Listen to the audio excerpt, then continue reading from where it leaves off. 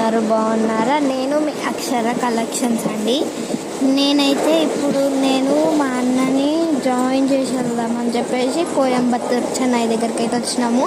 చెన్నైకి అయితే 2 days journey అండి. అంటే 20 hours, 24 hours కాదు, 20 hours ఓన్లీ. 20 hours జర్నీ అండి. అక్కడ నుంచి రిటర్న్ అవుతున్నాం. మా అన్న అయితే ఫుల్ హ్యాపీ ఉన్నాడు అక్కడికి వెళ్ళినందుకు.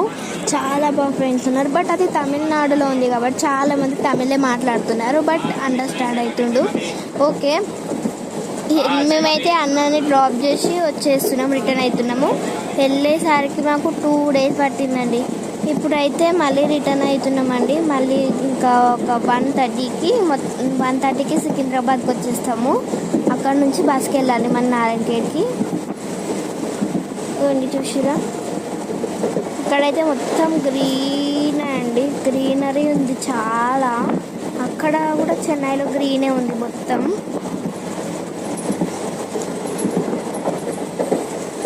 చూసిరా అండి ఎంత బాగుంది, చూసిరా ఇది మొత్తం.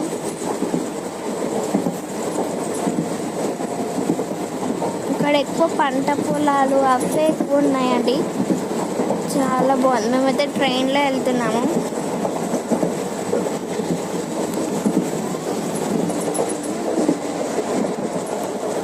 చాలా బాగుందండి. ఇంకొక నెక్స్ట్ వీడియోలో నారాయణఖేడ్కి వెళ్ళిన తర్వాత నెక్స్ట్ వీడియో చేద్దాం. బాయ్ అందరికీ.